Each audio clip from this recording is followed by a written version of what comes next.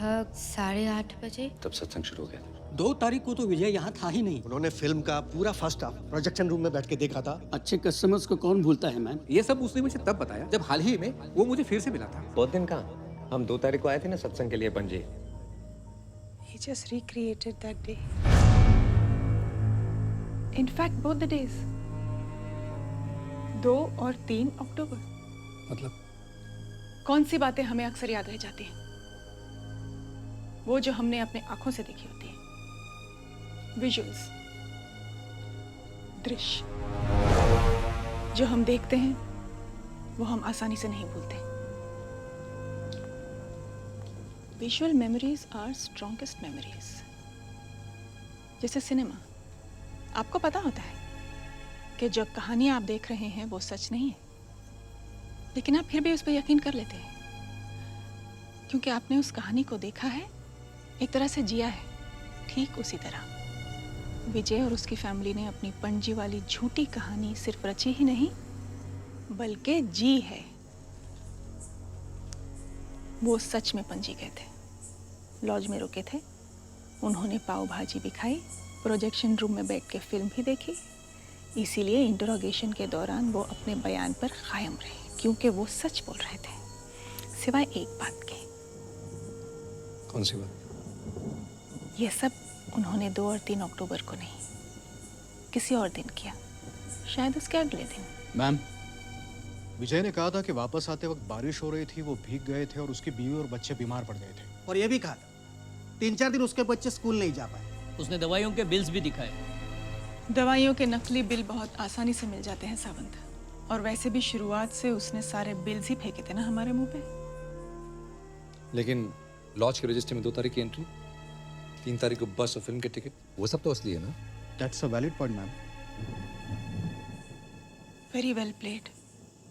चौथी फेल विजय सालगांवकर। लेकिन मैं जानती हूँ तुमने ये सब कैसे किया।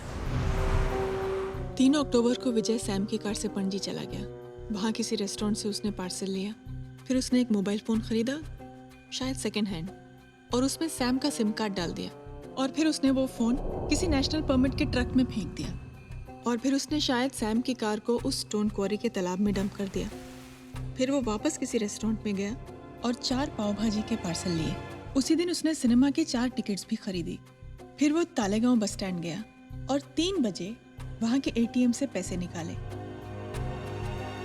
और फिर वहीं से कदम्बा की बस पकड़ के 4 टिकट्स खरीद के पोंडोलिम लौट गया। रात को अपने ऑफिस गया और होजे को बताया कि वो अगले दिन सत्संग में हिस्सा लेने के लिए पणजी जा रहा है। अगली सुबह वो अपनी फैमिली को लेकर दिनकर की प्राइवेट बस से पणजी गया। विजय ने उसे भी बताया कि वो सब सत्संग में हिस्सा लेने के लिए पणजी जा रहे हैं। पणजी पहुंच के वो करीब 9 बजे स्वामी चिन्मयानंद के आश्रम पहुंचा होगा। फिर उन्होंने शाम तक का सारा वक्त आश्रम में ही गुजारा। वहाँ विजय को प्रवचन की डीवीडी के बारे में पता चला होगा और उसने किसी दूसरे नाम से डीवीडी बुक कर ली। शाम को ऋषभ लॉज पहुंचे और शायद जब मैनेजर नंदिनी को रूम दिखा रहा था तब विजय ने रजिस्टर में 2 तारीख के पेज पर अपना नाम लिख दिया और मैनेजर के लौटने के बाद हैंडराइटिंग बदल के किसी जाली नाम पे रूम ले लिया। फिर रात को कहीं बाहर खाना खाया और अगली सुबह फिर से उसी रेस्टोरेंट से खाना मंगवाया जहाँ से 3 तारीख को पार्सल लिया था। लॉज से चेकआउट करने के बाद वो फैमिली को उसी रेस्टोरेंट ले गया जहाँ से उसने 4 पाव भाजी के पार्सल लिए थे। वहाँ उन सब ने पाव भाजी ही खाई और बिल देते वक्त होटल के ओनर से दोस्ती कर ली। शाम को वो फिल्म देखने गए और सिनेमा हॉल के प्रोजेक्शनिस्ट से जान पहचान कर ली और फिर बस स्टैंड पे एटीएम से पैसे निकालने के बहाने विजय बस से उतरा, लेकिन एटीएम में गया ही नहीं। बस से लौटते वक्त उन्होंने कदम्बा के बस कंडक्टर से भी दोस्ती कर ली। घर लौट के कुछ दिनों बाद विजय ने अपनी फैमिली के साथ बैठ के स्वामी चिन्मयानंद के प्रवचन की डीवीडी देखी और उसने 5 तारीख के सारे बिलों को फाड़ के फेंक दिया और हमें सारे 3 तारीख के बिल दिखाए। 4-5 दिन बाद विजय दोबारा अपनी फैमिली के साथ पणजी गया और फिर उन्हीं सब लोगों से मिला और बातों बातों में बहुत चालाकी से उन सब के दिमाग में ये बात फिट कर डाली कि वो 2 अक्टूबर को अपनी फैमिली के साथ सत्संग के लिए पणजी आया था और 3 अक्टूबर की शाम को वापस लौटा और इसीलिए उन सबको पता ही नहीं था कि वो झूठे बयान दे रहे हैं।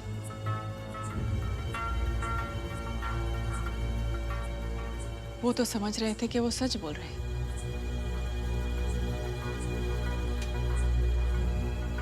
Master stroke.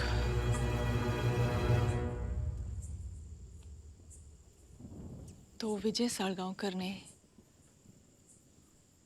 पूरी पुलिस डिपार्टमेंट का मजाक उड़ा दिया है, और ये सब जानने के बावजूद भी हमारे पास उसके खिलाफ कोई गवाह और सबूत नहीं है। अगर है तो सिर्फ एक थियरी।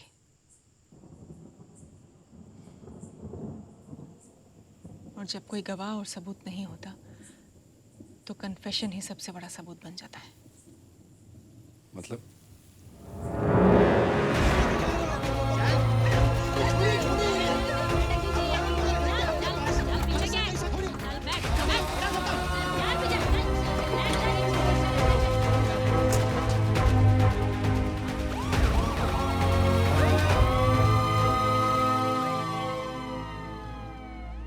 मुझे तुम्हारी मदद की जरूरत पड़ेगी।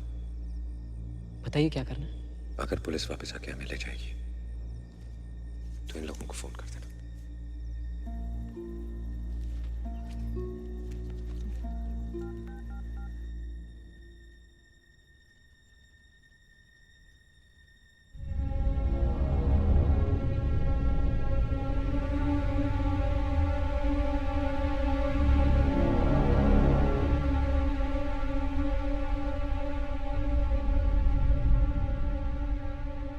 मेरा बेटा कहाँ है? मुझे नहीं पता, हम लोग तो घर पे थे ही नहीं। पुलिस वालों को बेवकूफ समझ के रखा है तुमने। तुम्हारा प्लान हम अच्छी तरह से समझ गए हैं विजय। अब झूठ बोलने से कोई फायदा नहीं। हम जानते हैं कि तुम 2 और 3 तारीख को नहीं, 4 और 5 को गए थे पणजी, और कोई सत्संग वत्संग अटेंड नहीं किया तुम लोगों ने।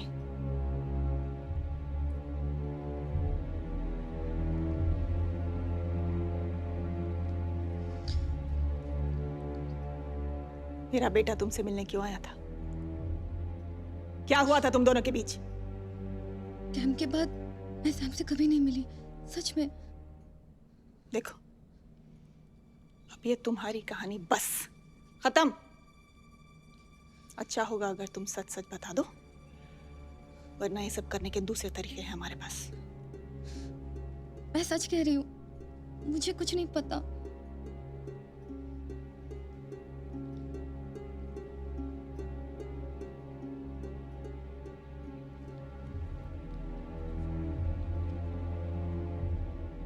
तुम तो मेरा हाल समझती होगी ना? तुम भी आखिर एक माँ हो। सच बताओ, मेरा बेटा तुम्हारी बेटी से मिलने आया था और गायब हो गया।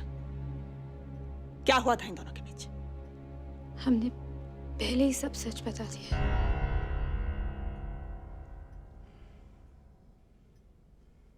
गायतोंडे,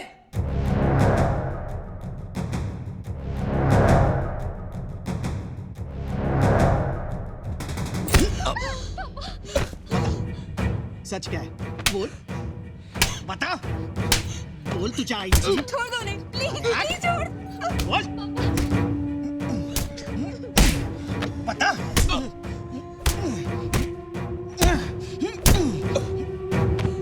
देखता हूँ कितना मार सहता है तू। बोल, बोल, बोल। बता, सैम कहाँ है? बोल, बता, बोल। तेरे तो बोल, सांग आता।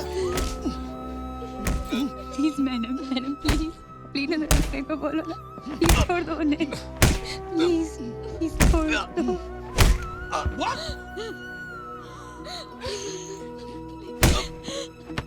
गायतोंडे,